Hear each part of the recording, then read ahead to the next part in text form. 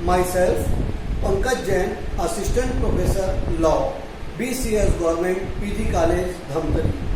आज मैं विधि भाग एक द्वितीय सेमेस्टर के छात्र छात्राओं को उनके पाठ्यक्रम हिंदू विधि पर एक बहुत ही महत्वपूर्ण टॉपिक धर्मदाय के प्रकार, इंडोमेंट या वैध विन्यास के कौन कौन से प्रकार होते हैं उसके विषय में प्रकाश डालना चाहूँगा।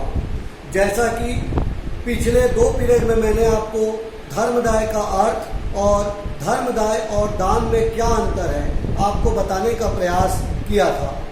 आज उसी के अंतर्गत धर्मदाय के कितने प्रकार हो सकते हैं, इंडोमेंट कितने प्रकार से हो सकते हैं, उसके विषय में मैं आपको जानकारी देना चाहूँगा। तो धर्मदाय 5 प्रकार के हो सकते हैं। पहला धार्मिक और परोपकारी, दूसरा वास्तविक और आभासी, तीसरा सार्वजनिक और व्यक्तिगत, चौथा आंशिक और पूर्ण धर्मदाय और पांचवा वैध और अमान्य धर्मदाय। ये 5 प्रकार के धर्मदाय होते हैं। अब मैं आपको सभी की विस्तार से व्याख्या करूंगा। पहला धार्मिक और परोपकारी। जैसा कि आप जानते हैं, किसी व्यक्ति द्वारा किसी मंदिर, धार्मिक या किसी अन्य संस्था को जब स्वेच्छा से अपनी संपत्ति का पूर्ण समर्पण किया जाता है तो इसे ही धर्मदाय के नाम से जानते हैं। यह धर्मदाय की परिभाषा है कि अपनी संपत्ति का किसी मंदिर या किसी धार्मिक मूर्ति, देवता या किसी परोपकारी संस्था को जब हम अपनी संपत्ति का दान देते हैं उसे ही हम धर्मदाय के नाम से जानते हैं। तो पहला, यदि कोई धर्मदाय किसी धार्मिक उद्देश्य से किया जाए, किसी मंदिर को दान दिया जाए, मंदिर की स्थापना के लिए दान दिया जाए, मंदिर की देखरेख के लिए दान दिया जाए, मंदिर में कोई आयोजन के लिए दान दिया जाए, तो ऐसे धर्मदाय को धार्मिक धर्मदाय कहते हैं। और परोपकारी मतलब चैरिटेबल ट्रस्ट। जब हम किसी परोपकारी संस्था को दान देते हैं, किसी परोपकार के कार्य के लिए दान देते हैं, तो ऐसे धर्मदाय को परोपकारी धर्मदाय के नाम से जानते हैं। उदाहरण से समझाऊंगा। जब हम कोई स्कूल खोलने, कोई विश्वविद्यालय स्थापित करने या किसी धार्मिक कार्य के लिए दान देंगे तो वो धार्मिक धर्मदाय है। और जब हम कोई तालाब बनाते हैं, कुआं बनाते हैं, कोई पुल बनाते हैं या सड़क की हम कोई अपने तरफ से मरम्मत करवा देते हैं या हम किसी प्रकार से कोई संस्था को दान देते हैं, तो इस प्रकार का धर्मदाय परोपकारी धर्मदाय के नाम से जाना जाता है। दूसरा, वास्तविक और आभासी। धर्मदाय रियल तब होता है जब वास्तव में हम किसी को दिल से दान करते हैं, किसी प्रकार का दिखावा नहीं करते। जब कोई व्यक्ति अपनी संपत्ति का वास्तव में किसी को पूर्ण समर्पण करता है और केवल दिखावा करने के लिए ऐसा नहीं करता, तो ऐसे धर्मदाय को वास्तविक धर्मदाय कहते हैं, रियल इंडोमेंट। और आभासी, इल्यूसरी। आभासी धर्मदाय मतलब किसी को धोखा देने के लिए संपत्ति का दान का दिखावा करना। जैसे यदि कोई अपने लेनदार को धोखा देने के लिए दिखावा करता है या संपत्ति को शाश्वतता के विरुद्ध नियम से बचाने के लिए वो दान करने की घोषणा करता है या अपनी कोई संपत्ति को अपने परिवार में ही बांधे रखना चाहता है, जो कि गलत है, तो ऐसे धर्मदाय को आभासी धर्मदाय कहते हैं। अर्थात वास्तव में धर्मदाय करना वास्तविक धर्मदाय और केवल दिखावा करने का प्रयास करना आभासी धर्मदाय कहलाता है। तीसरा, सार्वजनिक और व्यक्तिगत। जब कोई मंदिर ऐसा हो जिसमें सभी लोग आ सकते हैं, सभी लोग भगवान की पूजा कर सकते हैं, तो ऐसा धर्मदाय सार्वजनिक धर्मदाय है।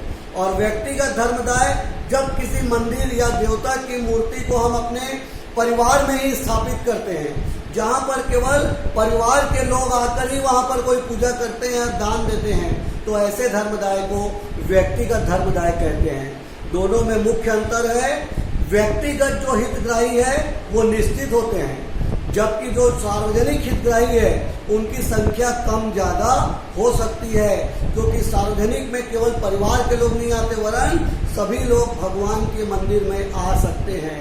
अतः व्यक्तिगत धर्मदाय जब किसी परिवार में किसी मूर्ति को स्थापित करना, पूजा करना, दान करना, जबकि सार्वजनिक धर्मदाय जब सार्वजनिक रूप से किसी मंदिर में दान करना या जब सार्वजनिक रूप से मंदिर में सभी लोग पूजा के लिए आ सकते हैं, ऐसे धर्मदाय सार्वजनिक धर्मदाय कहलाते हैं।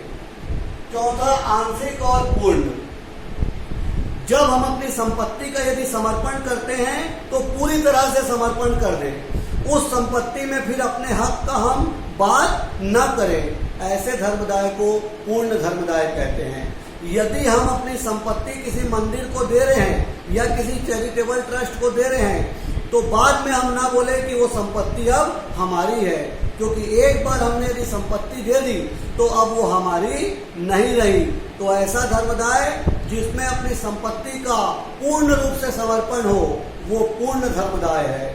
और आंशिक धर्मदाय जब हम अपनी संपत्ति देने के बाद भी बोलते हैं कि उस संपत्ति में कुछ हिस्सा हमारा है, अपनी संपत्ति का दान देने के बाद भी हम उस संपत्ति में अपना कुछ अधिकार बनाए रखना चाहते हैं, तो ऐसा धर्मदाय आंशिक धर्मदाय कहलाता है।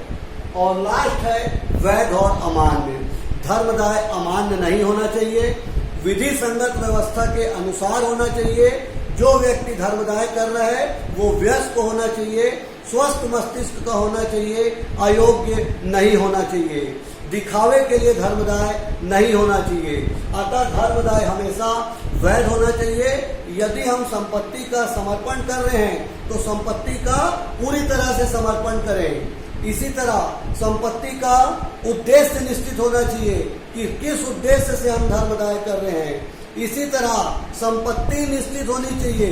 जिस दिन धर्मदाय कर रहे हैं संपत्ति अस्तित्व में होनी चाहिए और हमारा उस संपत्ति में अधिकार होना चाहिए। किसी अन्य की संपत्ति को हम दान नहीं दे सकते।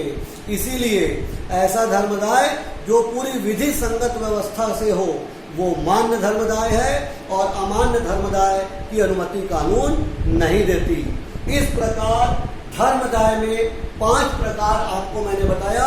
और अंत में याद रख लीजिए, जब हम किसी धार्मिक, परोपकारी, जन कल्याण या मानव जाति के लाभ के लिए अपनी संपत्ति का पूर्ण समर्पण करते हैं किसी धार्मिक संस्था को या किसी परोपकारी संस्था को, तो ऐसे धर्मदाय को ऐसे गतिविधि को हम धर्मदाय के नाम से जानते हैं। धर्मदाय धार्मिक भी हो सकता है, परोपकारी भी हो सकता है।